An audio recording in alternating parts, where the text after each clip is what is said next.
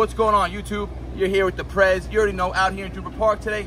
Not going to bring you a workout today. Today I'm going to bring you a talking video. I'm going to talk about a topic that's more often than not misconstrued in the fitness industry. I get a lot of questions regarding this, and I'm just going to break it down to you guys as simple and as best as I can for you guys to understand.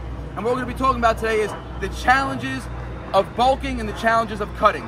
Now, before we delve into the challenges, we have to just define bulking and cutting. Bulking means you're taking in more calories than you're consuming, and cutting means that you're not taking in as many calories as you're burning. You're in an energy deficit, right? So if you're burning 3,000 calories a day, in order to be in a deficit, you have to be eating less than 3,000. It could be 2,900, it could be 2,800.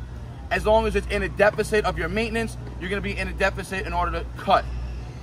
Now, the challenge that people face is of how well they accurately go about hitting these goals, right? Because the goal of bulking specifically, it's not to gain body fat. People don't say, oh, I want to bulk and get fat. No, people say I want to bulk and put on muscle. And that's the challenge of bulking. Putting on muscle efficiently and minimizing the amount of fat gain that we put on. And the same thing goes when it comes to cutting. The challenge when it comes to cutting is maintaining as much muscle as possible and only cutting off body fat and not losing weight, whereas we're 160 pounds at 15% body fat, and then we end up at 150 pounds still at 15% body fat and didn't have any decrease in body fat percentage, and all we did in that scenario is lose muscle. Those are the challenges that we go about facing when we come to bulking and cutting, and I'm going to go into the best way to manage that and how to avoid making those mistakes. So let's start with bulking, right? Bulking, like I said, the challenge of bulking is to bulk correctly by avoiding to put on excessive body fat. It's inevitable that when you're in a calorie surplus, the weight in the scale is going to go up, and it's not 100% going to only be pure muscle. You will eventually start accumulating body fat, but it's the amount of body fat that you allow your body to start taking on where we can manage, right? So the first thing that people do wrong when they start bulking is, one, eating in too much of a calorie surplus, right? A surplus that's efficient should be no more, in my opinion, than 500, 600 calories max per day. And that's if you're an extreme hard gainer. And you want to make sure the one variable that cannot change to do this effectively when it comes to bulking and cutting, the variable that has to stay consistent, is you have to be resistance training at least 3 times a week, no more than 5, right? We're going to keep our resistance training volume to 3 to 5 days max, right?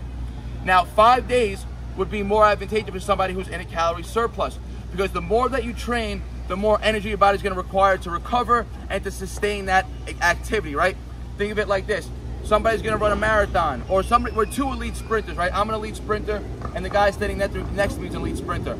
We're both the best in the world, right? I'm number 1, he's number 1 also. I'm going to sprint 20 blocks, he's going to sprint 5 blocks. We're both going to be fine after, but me sprinting 20 blocks, I'm just going to naturally incur more overall fatigue than the guy who only ran 5 blocks, right? We're both going to be fine, we're going to both be able to recover from it, but naturally if I ran 20 blocks, I'll be a little bit more tired than the guy who ran 5 blocks. Same thing when it comes to training, right? If you train 3 days a week, you won't build up as much fatigue as if you train 5 days a week, right? And now remember, fatigue has to be managed in both scenarios, bulking and cutting. If you're bulking, if you want to see sufficient muscle gain, like I said, you have to let the body recover. Because when we're working out, when we're training, when we're breaking down muscles, our muscles aren't growing in that time. Our muscles are growing in the period of time when we're not training. And that's when the required calories come in, right? You have to be in that surplus for growth to happen. So let's just say, for instance, you're a female and your sole purpose is you just want to build your glutes. And you say, oh, I don't want to build any muscle anywhere else, I just want to build my glutes. Well, in order to build, you have to be in a surplus. So remember that. Building requires a surplus of materials. We're going to build a house, we need an abundance of materials to do it, right? We're building our bodies, we need a surplus of calories in order to do that efficiently. And like I said, the surplus is key. You go over 600 calories a day. For somebody who's if you're naturally not lean going into this bulk, and you start eating more than 600 calories a day, I can guarantee you're going to start putting on way more body fat than muscle. Because remember, the metabolism can only work so fast. And if you're in a surplus of 500 calories a day, for 7 days, that's going to be a 3,500 calorie surplus for a week. 3,500 calorie surplus equals 1 pound of gain. 3,500 calorie deficit equals 1 pound of loss. So if you're in a 500 calorie deficit surplus per day, times 7, that's 3,500 calories surplus for the week. You'll be gaining 1 pound a week. It's going to be very hard to incur 1 pound a week consistently of constant muscle building, unless you're an extreme beginner. So remember, that's where you have to learn to manage the overall calories intaken and the quantities of that macronutrient you're intaking, right? in a surplus, it's still very important to hitting your 1 gram minimum per pound of body weight in protein. As long as you're resistance training, those abundance of calories are going to be partitioned to muscle building. And another thing I want to mention, guys, one thing that a lot of people go wrong, one thing that a mistake I've made many times in the past, and I almost made it again this summer, getting into my cut, is when you're cutting, you want to make that volume should be lower. And when you're in a surplus, that's when you could start accumulating more and more volume. Your reps and sets can go up, your calisthenic training can go up, your bodybuilding reps and sets can go up. You start incurring more volume because overall you're gonna have more calories in your system to support that volume, right? So remember that, guys. If you're eating a calorie surplus, that's when you can start pushing the volume. You could train 5 days a week. You can start going into a more advanced split. Maybe you're doing push, pull, legs, upper, lower, a 5-day split like that, where again, we're hitting on our push day, shoulders, chest, triceps. Pull day, we're hitting back. We can hit our posterior chain, legs, and then we can, again, overall throughout the week, accumulate a lot more volume because we have a lot more nutrients in our body to sustain that, a lot more nutrients to be partitioned for recovery. So make sure, guys, if you're in a surplus, you're resistance training. If you're not resistance training, you're literally going to be only putting on body fat. And if you're in a surplus and only training 2 days a week and eating in a surplus 7 days a week, those 5 other days you're not training, those surplus calories are more likely than not going to be partitioned to body fat, right? Your body's going to respond to the stimulus it gives. So if you're giving a stimulus to resistance train, more often than not throughout the week, let's say with a 4 or 5 day split when you're in a surplus, you're having more than half the week where your body is stressed out and needs those calories to be partitioned to muscle building. Now let's go into start the challenges with cutting. Almost very similar to bulking, where you have to learn to manage the volume, manage the intensity, manage the overall training stimulus you're giving yourself, and the calories. You go too much in a cut to begin with, you're going to start burning off muscle right away, right? Remember, the goal of a cut should be to lose fat and maintain muscle, and the goal of a bulk should be to minimize fat gain and build muscle. So in the bulk, we're building muscle. In the cut, we're trying to maintain as much muscle as we build in that bulk, right? So we want to make sure in the cut, we're solely losing body fat.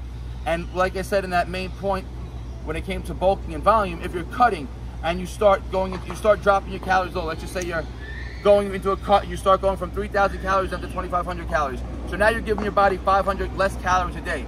You're already at a lower energy state. So that's like you're going to put your cell phone in the charger every night, and every time it gets to 50%, you take it off, hoping it's going to last you the whole day. But knowing it's not, you're going to have to probably recharge it again some point the next day, right? So remember, you're going to be in a deficit. We're never fully recharging our system when we're eating in a calorie deficit, for that matter. So that means the volume of the training has to be less. You don't want to start, that's the mistake that most people make, myself included. I almost made it again during this cut, because I want to start getting back into the calisthenics. As you get lighter, as you get leaner, your calisthenics get easier. So naturally, what do you want to do as you get leaner and things get easier? You want to do it more and more. But that's counterproductive, right? Because when you're in an energy deficit and you start doing more and more, your body's not going to have that energy store to pull from for recovery. And you're going to start feeling lethargic. You're going to start feeling sore. You're going to start feeling weak. And that's the problems that most people have. And when those things start occurring, that's when you start feeling the aches and pains in the joints. You're going to start noticing in the mirror, I look smaller today. How come I'm not looking like I'm losing any body fat? I just look like I'm losing muscle. Because when you stress out your body too much and the cortisol levels raise too much because you're in a deficit, the body says, we don't need this muscle. He's stressing me too much. We're not resistance training to the point where we're trying to stimulate muscle. We're trying to just be fast and efficient right now and just get more volume in when we don't have the energy for that. Let's lose some muscle and let's just make our body lighter than that, right? So remember this, guys, when you're cutting, I recommend during a cut, the volume should be 3 days a week of high intensity training. When I say high intensity training, low volume. That's when you really want to be pushing, trying to maintain as much strength as possible, lower volume reps and sets, maybe falling max in that 10 rep range and working on sets of like 3 to 5 reps, trying to maintain as much strength as possible, not going into the superset style of training as much as you're going to want to. As much as you're going to want to start hitting more and more volume as you get leaner, because you're going to start looking better and you're going to want to accrue more volume. Stop doing that. That's what's going to be counterproductive. That's what's going to set you in a regression. That's what's going to start making you burn out.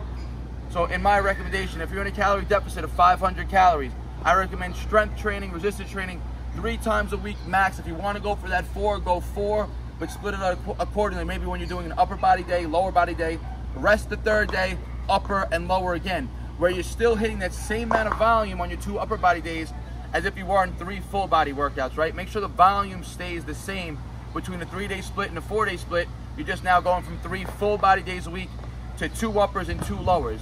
keeping the volume the same, just splitting it up throughout the routines, right? Because remember, you got to make sure when you're not training, especially when you're in deficit, your body can recover and come back to train efficiently on the next workout.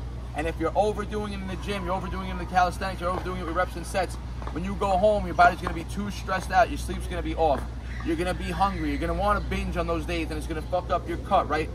So remember this, guys. If you see on the scale, let's just say on the scale, we started this cutting journey at 170 pounds. We're 170 pounds a week later, but we look leaner. That's a sign that we lost body fat and it's starting to retain muscle mass, right? Very hard to do, but that's going to start happening when people have more body fat to lose. It's very hard to lose body fat and build muscle at the same time, unless again you're an extreme beginner or you're somebody that has a lot of overall body fat to lose. The leaner you are, the more protein your body's going to require, the less body fat they're going to lose on a sustainable basis, right? So as you start getting into those 12% body fat levels, 11% body fat levels, to start getting lower and lower, it's going to require more and more deficit and overall more management of your stress, right? Because those last few body fat percentages that you're trying to lose, they're not easy to come by. So make sure you're managing your volume, managing your calories accordingly. Keep constantly, slowly increasing that deficit, because remember, your metabolism always picks up to you. So if you started at 3,000 calories at maintenance and you went to a deficit of 2,500 and you ran that deficit for a month, 6 weeks, that 2,500 is now going to get closer to maintenance. So now to be in a deficit again, you got to go under 2,500. So you may have to go down to 2,300 now to continue on with that fat loss. But that's only going to happen as you start getting leaner and leaner down the line. The first, if you're 20+% body fat, it's not hard to start losing 20, going down to 19, going down to 17, going down to 15.